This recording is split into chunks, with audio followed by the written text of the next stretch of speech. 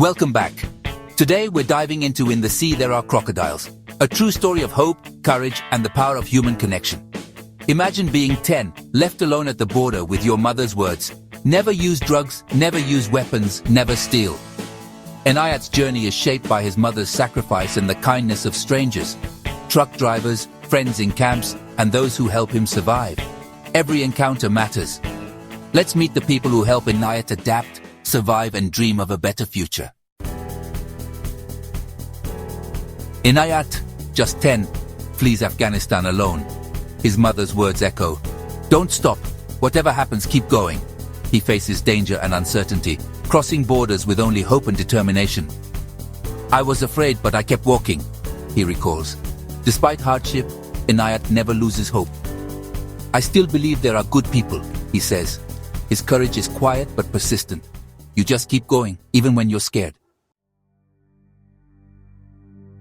Now let's talk about Inayat's mother, an invisible force shaping every step he takes. Her sacrifice, leaving him behind to save him, becomes the driving force of his journey.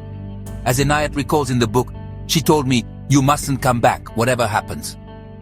That moment, filled with pain and love, sets the course for everything that follows. Even from afar, her love and words guide him through the darkest moments. Inayat remembers her advice, "Always be good and never do harm to others." These words echo in his mind when he faces danger or loneliness. She's a constant presence, reminding Inayat of what he's fighting for. He clings to the memory of her gentle touch and the stories she told him at night, which give him strength to keep moving forward. Her influence is the heart of his hope. As Inayat says, "If I'm still here, it's because of her." Her courage and love are the light that never fades from his journey. Every hero needs a mentor. For Inayat, that's Kaka Hamid, his uncle. Kaka Hamid teaches Inayat how to survive, find food, avoid danger, and trust wisely. Never steal, even if you're hungry. If you lose your honor, you lose everything. These lessons shape Inayat into a resilient young man. Courage is not the absence of fear, but moving forward despite it. Kaka Hamid plants the seeds of courage Inayat needs for the road ahead. In a world of chaos, Sufi is Inayat's calm. He is the steady presence who listens when Inayat needs to speak and who sits in silence when words are too heavy. Sufi offers a safe haven, not by fixing problems but by listening. As Inayat recalls, "He never told me what to do, he just listened, and somehow that made the world less frightening." When Inayat felt lost, Sufi's empathy was a lifeline. Sufi would say, "You are not alone, Inayat. I am here and I hear you." The book recounts, showing how Sufi's words anchored him. Sometimes just being heard is enough to keep going. Inayat remembers, "With Sufi, I could breathe again. I could hope." Sufi's quiet support, his gentle words, his patient silences, help Inayat heal and move forward step by step. The smugglers, dangerous and unpredictable, control Inayat's fate. If you want to cross, you pay now. If not, you go back.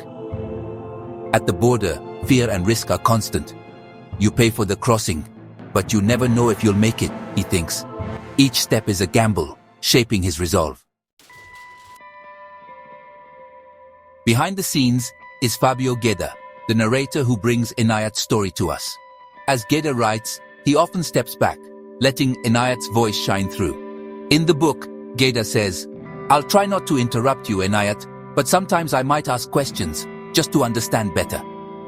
Gueda listens, giving Inayat the space to share his journey in his own words. At one point, Gueda gently asks, "And then what happened?" inviting Inayat to continue, never forcing the story but always encouraging. Through Gueda, we experience the power of storytelling and empathy.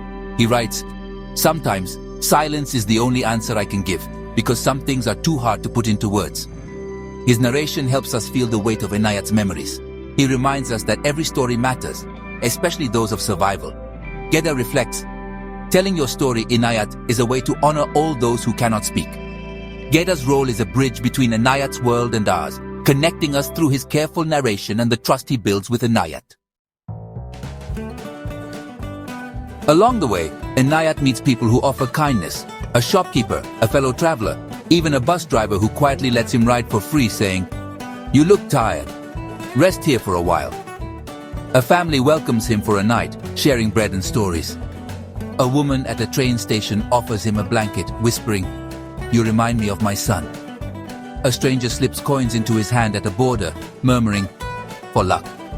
These brief encounters leave a lasting impact, teaching him about trust and compassion. Even small acts like sharing a sandwich or a smile ripple through his journey. They remind Inayat and us that hope survives in the darkest times. As Inayat says, sometimes a little kindness is enough to keep you going. So there you have it, the characters who shape Inayat's journey. Each relationship he forms is a stepping stone, teaching him about trust, survival, and ultimately about himself. For example, Inayat's bond with his mother is the foundation of his resilience. When she tells him, "You mustn't let anyone see you cry," it becomes a mantra that guides him through hardship. His friendships along the way, like with Sufi and the other boys, show how trust can be both a risk and a necessity. As Inayat says, sometimes you have to trust, even if you're afraid. These connections reveal the book's central themes: the search for belonging, the cost of survival, and the power of hope. Geda's portrayal of Inayat's growth is subtle but powerful. Each encounter leaves a mark, shaping who he becomes. In your exam, focus on how these relationships drive the narrative and reflect the author's purpose. Reread with character in mind, and you'll uncover even more layers of meaning. More World Lit Revision with Mr. Brown coming soon.